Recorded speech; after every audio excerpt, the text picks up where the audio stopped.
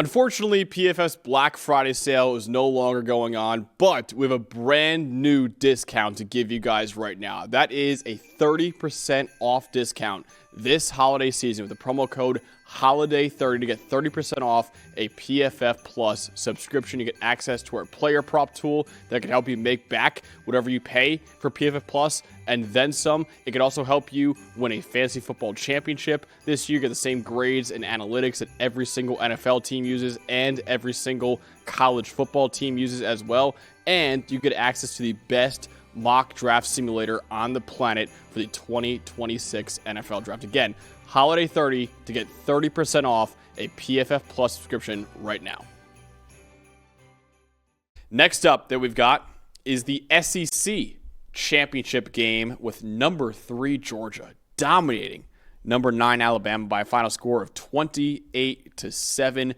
Georgia's second straight SEC title and their third in the last 4 years. Let's go over the highest graded player, starting off with the Bulldogs. Like Indiana, highest graded player is the quarterback, Gunnar Stockton, 80.9. Talk about him in just a second. KJ Bolden, the safety, 77. Wide receiver, Zachariah Branch, 75.6. Safety, Ja'Cory Thomas, 75. Rashawn Dinkins, the corner, 71.2. Another corner here. And Ellis Robinson, the fourth, 71.1.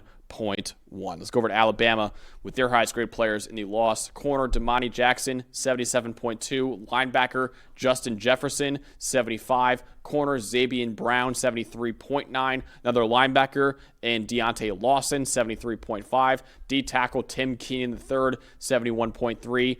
And Ty Simpson with only a 44.2 grade in the loss. Dalton, what told the story in this game? A lot of things. For sure, there's plenty to talk about here. I'll talk first about the rushing difference. Now, because we don't include sacks, we're not going to go with the official -3 rushing yards number, but the number I have is really not any better. How about this, Max? 13 carries for 20 yards, even taking out sacks for Alabama. No first downs, no missed tackles forced, no runs longer than 5 yards. Not a single run in this game for Alabama longer than 5 yards. A -0.735 EPA per rush.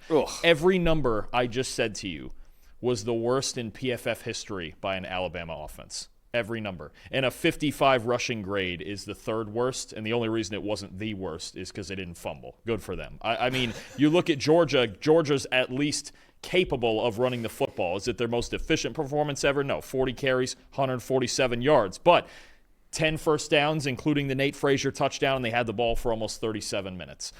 Alabama, for as much as they've been criticized about not being able to run the football, and they've won despite that, this is something that's about to be used against them in arguments that they should be left out of the playoff. Now, I know we're going to have the whole argument later, and you know, we'll see where your bracket lines up, and there are arguments for Alabama absolutely to still be in, for sure. There's 4 teams that have an argument.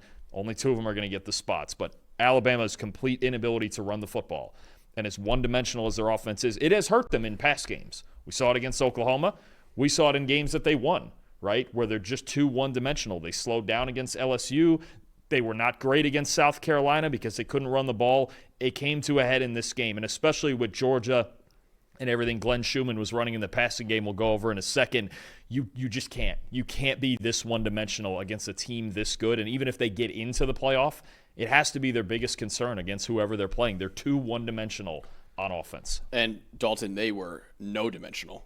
Zero-dimensional in this game. Because when you have a run game that bad and a quarterback who played that bad, this is why you score 7 points in the SEC title game. Because my stat told story in this game is Ty Simpson with a 46.3 passing grade against Georgia. One quarterback we'll get into later on played clean football. Another one did not play clean football in this one. I said in the preview, Georgia knew that they need to make Ty Simpson very uncomfortable with pressure and with blitzes. Because Ty Simpson, when you leave him alone in the pocket, he's a great quarterback. But when you pressure him or when you blitz him, you make him a little uncomfortable, he is nowhere near as good, and Georgia did just that. Dalton, I mentioned before, in the regular season game that Georgia had against Alabama, they blitzed him 51% of the time. That's a lot. That's a heavy blitz rate. This game, they blitzed him 61% of the time. Glenn Schumann and Kirby Smart were sending 5 or more rushers on 6 out of 10 dropbacks, basically, for Ty Simpson in this one. Georgia's blitz rate on the year is 42%. They raised that by 20%, basically, in this game because they knew they have to get after Ty Simpson, and Georgia's had a really bad pass rush all year, but when you send all those blitzes at him, he is nowhere near as comfortable. Ty Simpson with a 47.8 passing grade against the blitz against Georgia in the SEC title game.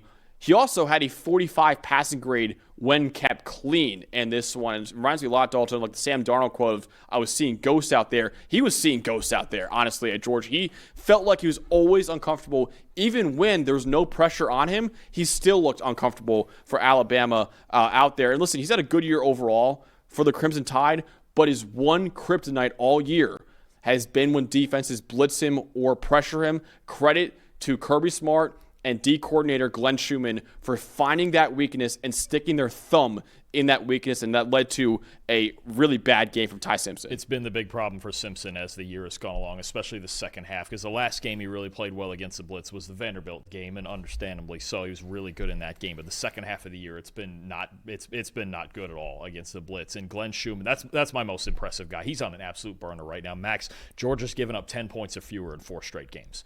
29 points over the last 4 games combined that this team has given up. You mentioned it, 61% blitz rate. How about a stunt on 53% of their plays overall in this game? And you could feel the mixing of coverages too, the oscillating between man and zone, blitzing and not blitzing. Ty Simpson, like you mentioned, even in a clean pocket, 2 turnover-worthy plays, he was extremely uncomfortable. He was rushed, and Georgia had a plan for every one of his hots over the top of those blitzes. They had a plan for all of them. They had somebody in the window that Ty Simpson wanted to go to. The first read was almost never there. He was uncomfortable. It looked a lot like the Oklahoma game, and it just, this is a problem. Because when you get this one-dimensional offensively, this is what defensive coordinators feel like. This is when they feel like they can take their liberties. Okay, fine. And if they want to sit back in zone and just have 5 or 6 in the box, then Georgia's got no issue. First of all, they have no issue defending anybody in the run game. But especially this team, when they just know for a fact, and after a while, Alabama,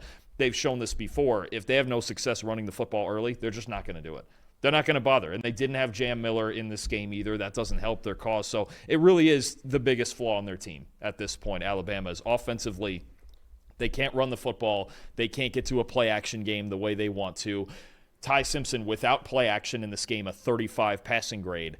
And then everything's just too predictable from there. And honestly, this receiving core that we thought was going to be one of the elite ones, one of the top 5 receiving cores in college football this season, they just haven't been that good. They've been good. Obviously, Ryan Williams made plays in this one. Jeremy Bernard's been good all year, but they have not been the elite receiving core that they need to run an offense like this. So they're just not enough firepower right now for Alabama to beat an offense like this, and they're way, way too one-dimensional.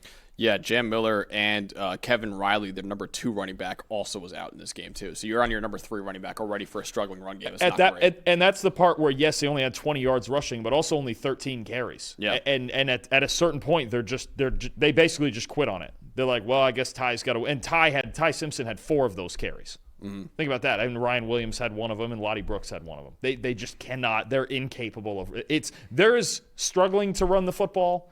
And then there's incapable. The last few weeks, they've really become incapable of running the ball. It's not good. I want to shout out the other quarterback in this game. Because like I said, Ty Simpson did not play well. Gunnar Stockton did play well. It wasn't, an incredible game from Gunnar Stockton, but still really clean football overall for Stockton with an 82.9 passing grade, 96% adjusted completion rate for Gunnar Stockton in this one. He was on target for 96% of his passes. Because again, adjusted completion rate is your regular completion rate plus any drops that your receivers have.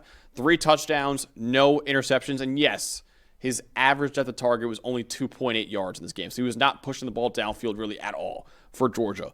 But in so many games this year, and I'll give Stockton credit for this, he knew exactly what kind of game this was. He also ran for 43 yards for Georgia as well. He has done a great job all year of knowing exactly what is needed out of him for Georgia to win ball games. If they need him to be a gunslinger, a flamethrower, he could do that. Remember the Tennessee game, which was a shootout earlier in the year. He was outstanding in that game.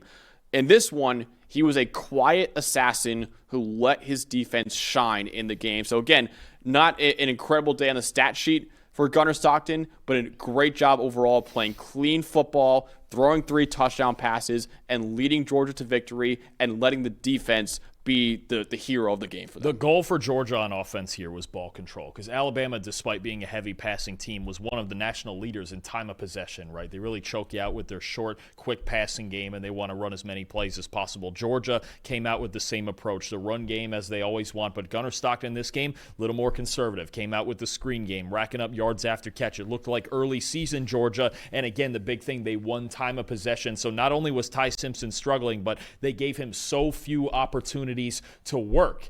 And they got out ahead so Glenn Schumann could just stay in those blitz packages. This game, this was A-plus complimentary football that Kirby Smart talks about all the time, trying to win and they won in all 3 phases. Don't forget, the block punt early is what really got the ball rolling for Georgia, put them up 7-0 early on with the ensuing touchdown. So Stockton all year, every game, no matter how much, sometimes people have criticized him and he wasn't great against Georgia Tech, but in just about any other game this year other than that one, he's understood the assignment. If they have to put the game in his hands, he's been able to win it. If it's like this one where it's just, hey, methodical, manufacture offense, win a ball game however we need to, then fine. He's been really good all season. He deserves a lot of credit for this performance. Definitely. Georgia beating Alabama. Georgia winning the SEC title. Georgia most likely clinching the number 2 seed in the playoff behind Indiana. And we'll find out whether or not Alabama gets into the playoff with a 10-3 record overall later on. We'll get into our opinions on whether or not that should be the case later on in the show when we break down our playoff bracket. We'll talk about that later on, though, because I don't want to get sidetracked by that conversation, because we can talk a lot about that whole conversation around Alabama.